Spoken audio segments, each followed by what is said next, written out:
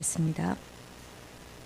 18장 12절부터 27절까지 이에 군대와 천부장과 유대인의 아랫사람들이 예수를 잡아 결박하여 안나스는 그의 대제사장인 가야바의 장인이라. 가야바는 유대인들에게 한 사람이 백성을 위하여 죽는 것이 유익하다고 권고하던 자로라.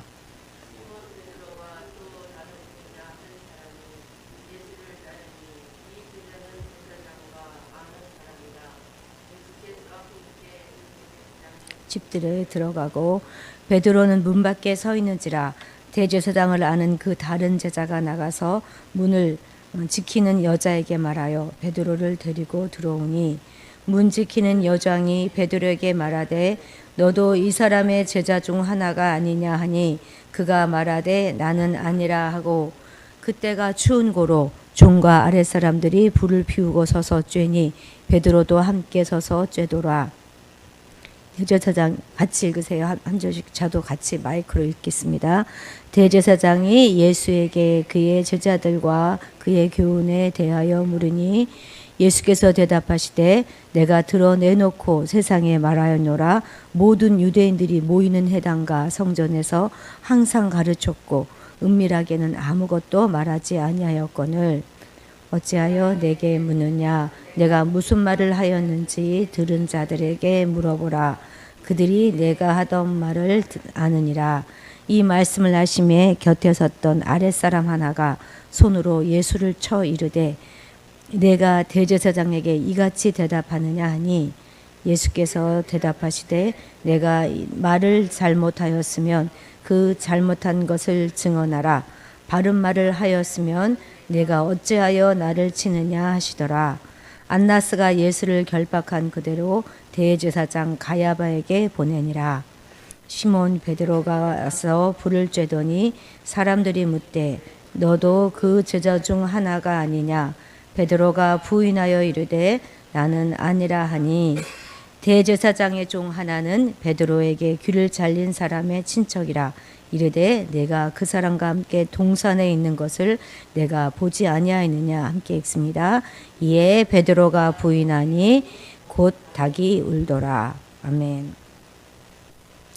오늘 본문은 성금요일 날 있었던 일인데요.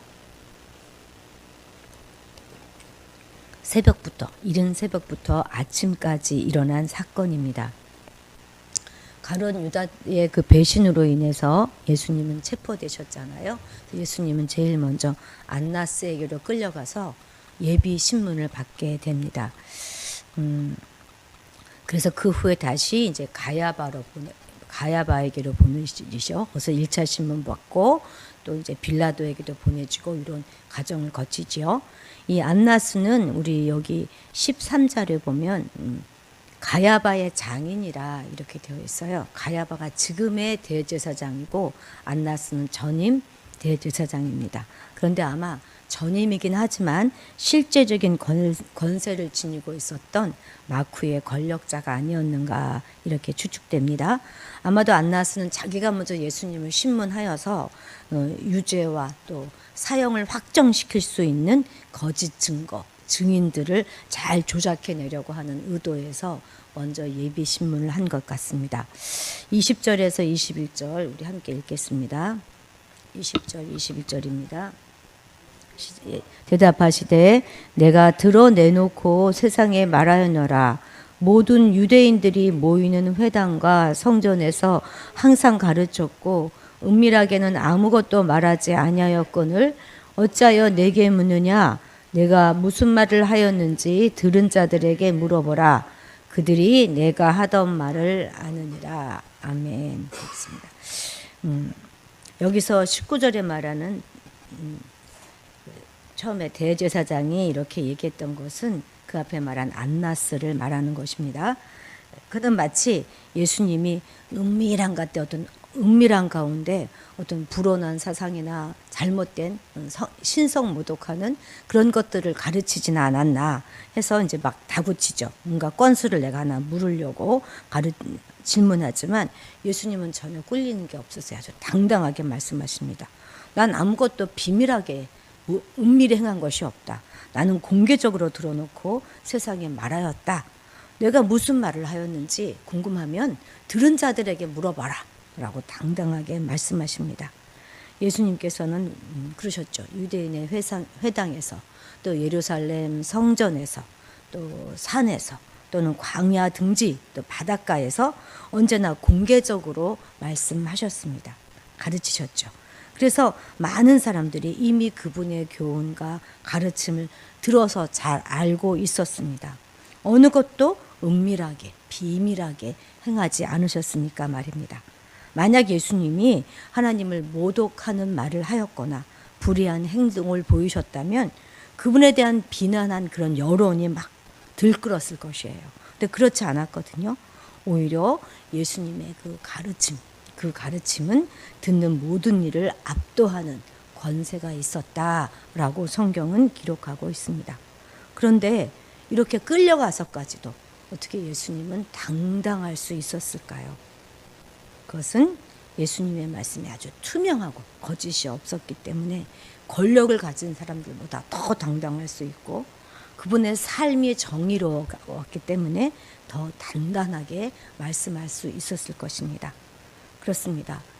우리의 스승은 예수님이잖아요. 우리도 우리의 스승을 닮아가야 할 것입니다. 우리가 우리 삶 속에서 주눅들지 않고 어느 때나 어느 시기나 당당하게 살아갈 수 있는 방법은 우리의 삶이 투명하고 정의로운 것입니다.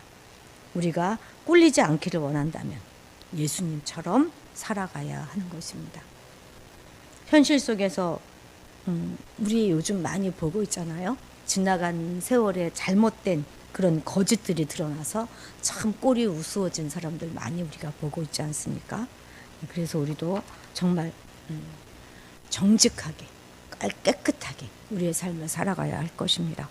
주님은 우리에 대해서 뭐라고 말씀하세요? 너희는 세상의 빛이다 라고 말씀하십니다. 세상의 빛은 물론 세상을 밝게 비추기도 하지만 그 빛은 비치는 자인 우리도 다 드러나게 결국은 만듭니다. 그래서 우리가 세상으로부터 우리 자신을 은폐할 수도 없을 뿐만 아니라 은폐해도 안 되는 그런 사람들이라는 것 꼭 기억해야 할 것입니다. 특히나 우리는 우리의 삶을 우리 자녀들이 보고 있어요. 저는 뉴스에서 그렇게 비리를 저지른 사람들의 이야기를 들으면 꼭 그런 생각이 들어요. 자식이 보고 있을 텐데 자식 앞에 부끄럽지 않나? 그런 생각이 꼭 듭니다. 우리가 그들에게 무엇을 물려줄 수 있겠습니까? 변하지 않은 우리의 믿음, 정직한 우리 삶의 태도, 그런 것들을 물려주어야 하지 않겠습니까? 우리 부모님들은 정말 참 말씀대로 사시면서 깔끔하게 사셨어. 정말 멋지게 사셨어. 그런 말을 우리 모두 들을 수 있었으면 참 좋겠습니다. 어떤 비리와도 어떤 거짓과도 손잡지 말고 세상에 대해서 당당하게 살아가시는 화도 드림교회 교우 여러분들이 되시기를 축복합니다. 22절 같이 읽겠습니다. 시작. 이 말씀을 하심에 곁에 섰던 아랫사람 하나가 손으로 예수를 쳐 이르되 내가 대제사장에게 이같이 대답하느냐 하니 23절도 읽습니다. 예수께서 대답하시되 내가 말을 잘못하였으면 그 잘못한 것을 증언하라. 바른 말을 하였으면 내가 어찌하여 나를 치느냐 하시더라. 아멘. 지금 대제사장의 아랫사람 하나, 그러니까 아마 대제사장의 경비병이었던 것 같아요. 이 사람이 예수님을 치고 때리는 그런 장면의 이야기입니다. 이 사람은 신문과정을 쭉 지켜보면서도 지금 대제사장이 옳은지 그른지 또한 신문을 받고 있는 그 예수님은 정말 뭔가 잘못을 하였는지 생각하지 않습니다. 그저 그의 머릿속에는 자기의 윗사람인 대제사장에게 내가 어떻게 하면 잘 보일까 하면서 충성스러운 일꾼으로 보이기를 간절히 그런 원하는 그런 마음만 가득했던 것 같습니다. 그래서 예수님께 폭력을 행동해요. 그분이 어떤 분인데, 그죠? 예. 그의 맹목적인 충성과 성실이 결국 죄 없으신 예수님을 때리는 데까지 이어졌던 것입니다. 대제사장의 입장에서 보면 참 좋은 사람이죠. 그죠? 생각하지 않고 무조건 하는 충성은 의인을 박해하는 그런 불의한 폭력을 낳을 수 있습니다. 왜 드라마를 보다 보면 꼭 주인공을 괴롭히는 어떤 악한 사람이 나오잖아요. 근데 이 악한 사람 옆에는 무조건 충성하는 어떤 사람이 꼭 나와요. 그런 드라마를 보면 시킨다고 저렇게 다 하나. 저게 얼마나 악한 일인데 죽이랜다고 죽이고 없애랜다고 없애고 마치 뇌가 없는 사람들처럼 보여요. 근데 이건 참 끔찍하고 큰 일이지만 우리가 아이들이 노는 걸 이렇게 지켜봐도요. 어떤 애가 한 애를 막 놀리면 아이들은 아무 생각 없이 따라서 놀립니다. 우리 삶은 혹시 그러지 않는지 좀 돌아보고 아무 생각 없이 그저 우리가 행동하지는 않는지 어떤 악에 가담하지는 않는지 우리가 면밀하게 우리 자신을 살펴야 할 것입니다. 2차 세계대전이 끝나고요. 1961년에 이스라엘의 예루살렘에서 세계적으로 공개적인 재판이 열려서 전 세계의 이목이 그리로 집중되었다고 합니다. 그 가운데 법정에서는 한 평범한 남자, 50대의 남자가 있었는데요. 그는 아주 맡은 일을 너무나 성실하게 했던 독일인입니다. 그에게 맡겨졌던 일은 뭐냐면 바로 유태인의 목숨을 끊는 일이었습니다. 그의 이름은 아돌프 아이히만이라고 그런 사람인데 그는 가스실이 달린 열차를 개발해가지고요. 수백만의 유대인을 죽이는 일에 앞장섰습니다. 지금 그럼에도 불구하고 그는 서서 난 잘못한 것이 없습니다. 라고 주장합니다. 왜냐하면 난 단 한 사람도 내 손으로 죽인 사람 없고 누굴 죽이라고 명령한 적도 없습니다. 그저 나는 시키는 대로 그대로 실천한 인간이고 관리자였을 뿐입니다. 라고 답합니다. 그래서 이제 묻습니다. 마지막에 양심의 가책을 느낀 적이 없느냐? 그런 질문에 아니 난 양심의 가책 받은 적 없다. 내가 월급을 받고 있으면서 열심히 일을 하지 않았다면 그게 가책받을 일이지 난 월급을 받았고 또 열심히 일을 했다라고 결코 자기는 자기의 죄를 인정할 수 없다라고 답변합니다. 그의 재판을 지켜봤던 6명의 정신과 의사들은 그는 나보다 더 정상이다. 그리고 아주 준법 정신이 투철한 국민이다. 라는 판정을 내놓습니다. 이 재판은 8개월간 계속 됐는데요. 그 재판을 끝까지 지켜본 철학자 한나 아렌트라는 여자가 나중에 이걸 이제 책으로 다 기록해서 책을 냅니다. 그런데 그 책에서 아렌트가 이렇게 말합니다. 그는 아주 근면한 인간이다. 그리고 이런 근면성 자체는 결코 범죄가 아니다. 그러나 그가 유죄인 명백한 이유는 아무 생각이 없었기 때문이다.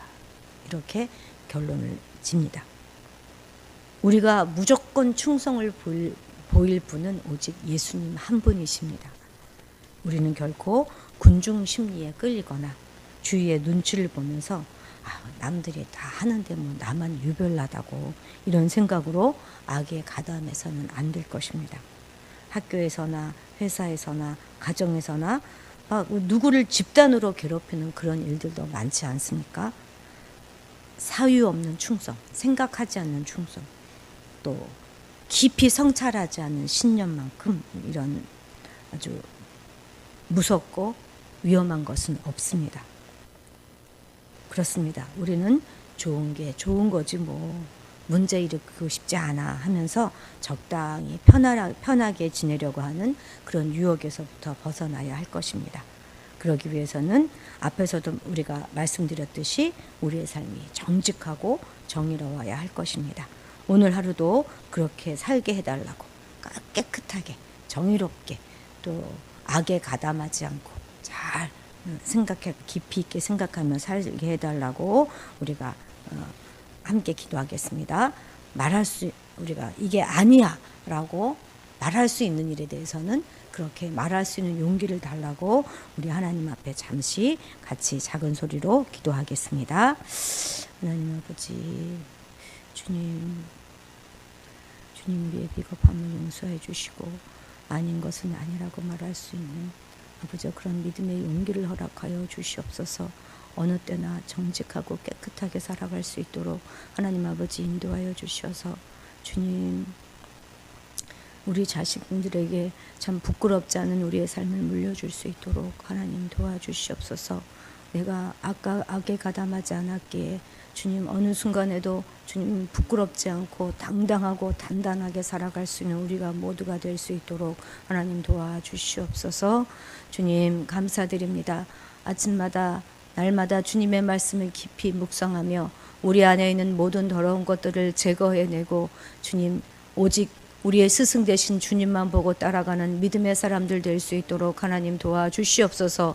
오늘도 주님 앞에 기도하오니 우리의 삶이 정갈하게 되기를 원합니다. 깨끗게 되기를 원합니다. 어느 쪽으로도 치우치지 않고 주님 악과 손잡지 아니하며 아닌 것을 보고 아니라고 말하며 생각 없이 악에 가담하는 일이 없도록 우리를 지켜주시기를 원합니다. 때때마다 정직할 수 있도록 하나님 도와주시옵소서. 악은 어떤 모양이라도 취하지 않는 우리가 될 수 있도록 하나님 도와주시옵소서. 감사드리며 예수님의 이름으로 기도드렸습니다. 아멘.